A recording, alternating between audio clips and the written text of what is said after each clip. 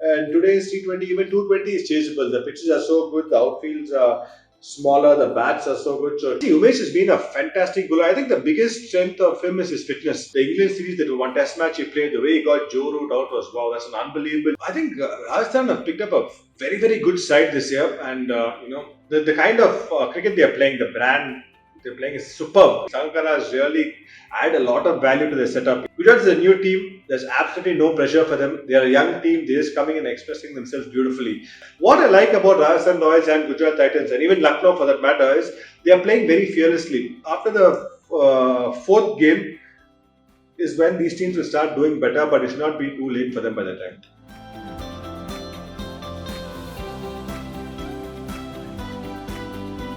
Batting first or chase has been a question mark all of this IPL. So only four teams have won batting first, and even then the teams are chosen to bowl first after winning the toss. So what do you think is the pattern going on in this IPL? Not only this IPL, I think teams like to chase. If you even see World T20s, IPL all over the years, teams believe that they can chase any target, and they like to know what score they are chasing. So I think most of the 90% of teams look to bowl first, because in T20 you're playing 40 overs. The pitch doesn't change much, so it's going to be good for both sides. Sometimes it's an advantage batting second because due factor comes on, the ball starts coming slightly better onto the bat. So a lot of factors, captains look into, and like I said, today's T20, even 220 is chaseable. The pitches are so good, the outfields are smaller, the bats are so good, so teams back themselves to do it. And it will be interesting to see. I think the pitches in Mumbai are very, very good. Red soil pitches always have bounce and kind. That's why we see a lot of new ball bowlers have come to play and getting wickets now. We saw in the UAE, as the tournament went on, the pitches got slower. Some teams look to bat first, but I don't think the trend is going to change. Teams will want to bowl first while winning the toss. What are your thoughts on Shivam Dube, Robin Uthappa, and MS Dhoni's batting, as well as the slow start of Rituraj Gaikwad?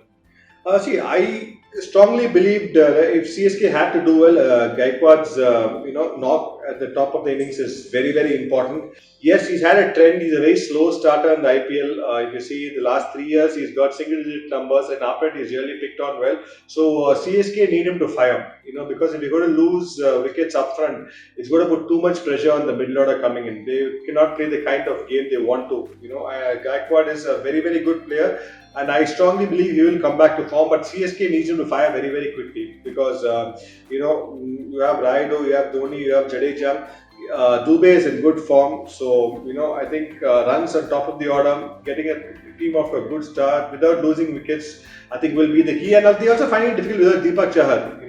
How Rituraj Gaikwad is very important while opening the batting. I think Chahar gets a lot of wickets, opening the bowling, and I think that puts a break on the opposition. Even if they get one or two good overs, if they lose 2 wickets again, opposition are going to be in a lot of pressure. So I think that's what hurting CSK as well this time.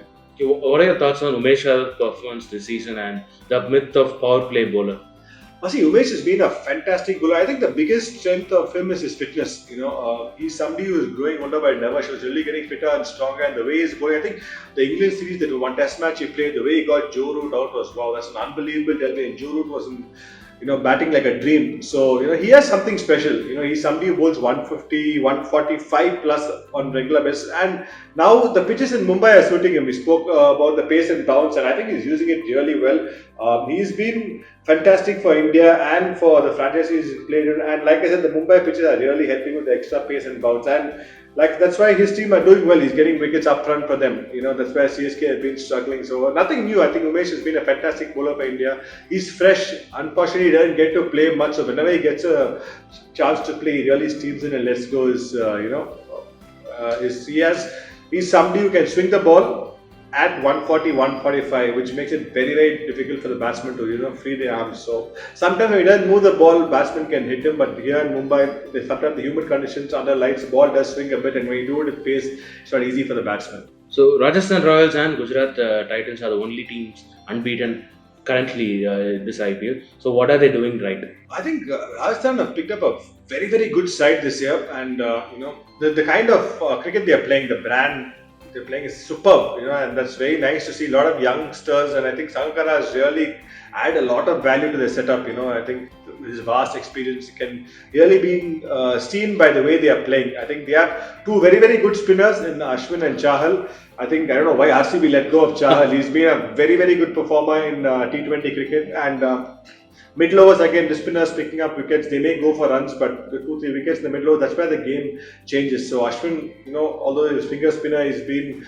master of this format. He's been doing very, very well in the IPL. So, and I think Sanju Samson, Josh Butler, what a player, so I think they have a great side. They picked a good side. They have something like a Padikkal who's batting at number 3 for them. Padikkal Samson at 3-4 is superb. They have people like Parag. Jaiswal is not yet fired, so he's a very, very good young player. And they have good fast bowling talent. Prasidh Krishna has bowled really well. So they have a good team, and I like the way they are playing the game. It's a very, very fearless approach, which maybe the veteran teams are not playing this year. These kids are just going and expressing themselves beautifully. So Rajasthan Royals are doing that well. It is still very, very early in the tournament, but I like the attitude towards the game. So I think that will really hold them in good stead throughout this tournament. Maybe even reach the top 4 the way they're playing. It's too early to say, but I think they have the killer instinct to go all the way this year. I think sometimes having expectations can really, work on a team's mind. For example, like CSK and MI, they are finding it very, very difficult because every time they step on the field, people want them to win. They have a big fan following, they have a big crowd, base. So Gujarat is a new team. There's absolutely no pressure for them. They are a young team. They're just coming and expressing themselves beautifully. They are very good players, no doubt about that. But before a tournament started, not many people would give them a chance. Because maybe they didn't have the kind of impact players where other teams have. But Hardik Pandya is a phenomenal player. He's bowling as well, so that's a good sign. And he's been an impact player. He's been a part of Mumbai for a long time, so he knows how to win the big tournaments. So, and he's leading the side, so that helps a lot.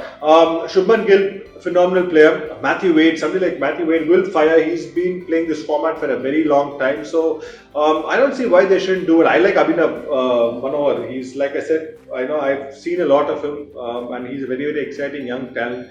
So, like I said, no expectations for them, but they're playing a great, brand of cricket. Like a lot of youngsters coming in, expressing themselves. And what I like about Rajasthan Royals and Gujarat Titans, and even Lucknow for that matter, is they are playing very fearlessly. They're just coming and saying, okay, to hell with what happens, we will just go and play like kings. We saw it in Punjab also yesterday. There was no absolute, no fear that they're playing against a big team. They never overawed. They just came and played, very well. And that augurs very well for Indian cricket because, we can just keep going on and on about the names of young players who are doing well.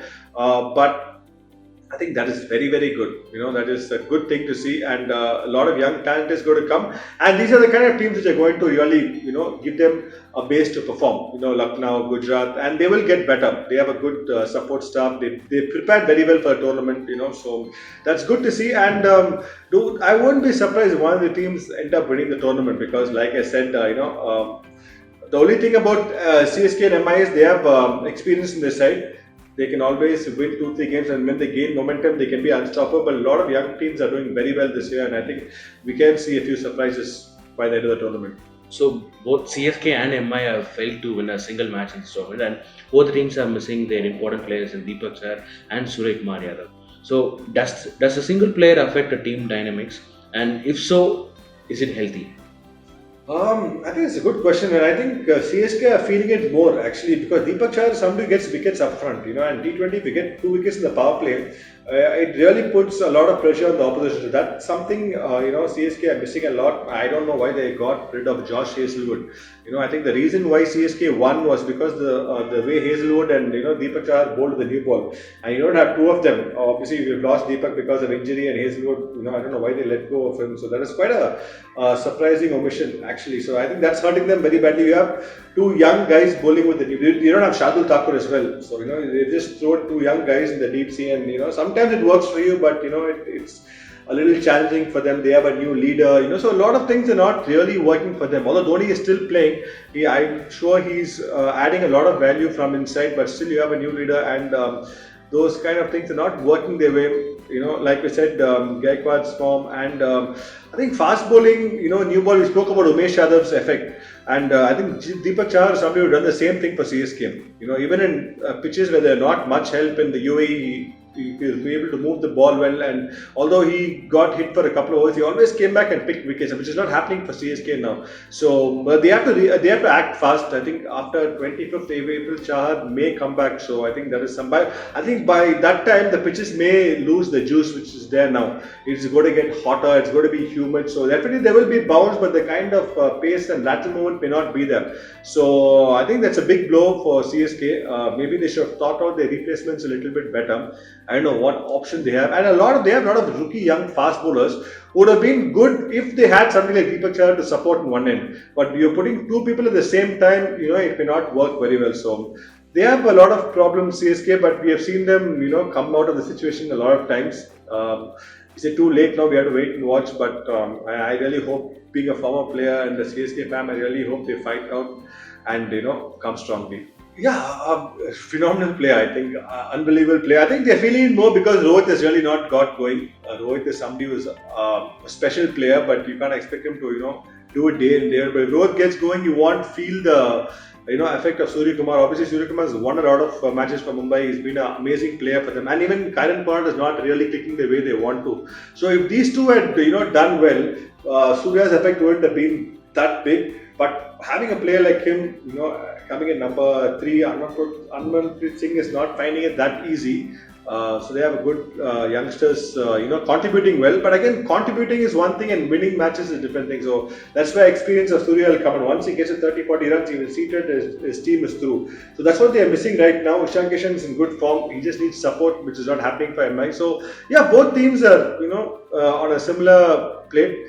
Bumrah has also not got support to the ball. I think they had Rahul Chahar, Krunal Pandya, two domestic bowlers who are doing very, very well, which is missing the same. Emotion also has bowled quite well, but he's not maybe got the kind of results he wants. So that's also something which is hurting them. And actually, if you see MI and CSK have quite different squads, which never happens. I think the strength of MI and CSK has always been that they've had the core group together. But because of this big auction and only 4 retentions were there, a lot of the players have not been there. You see MI, a lot of them have not been. They've got a new squad this year. This is with CSK as well. There's no Raina. Somebody like Raina is not there. You have a lot of new players coming in, so it will take time. Sometimes that's why I say the first two matches of a big league is very, very important, especially this year, because all the teams are very, very new. A lot of shuffling is happening. Same thing in DC also. DC are finding it also a little difficult. They have a great team on paper. So it is going to take some time. I think after the 4th game is when these teams will start doing better, but it should not be too late for them by that time.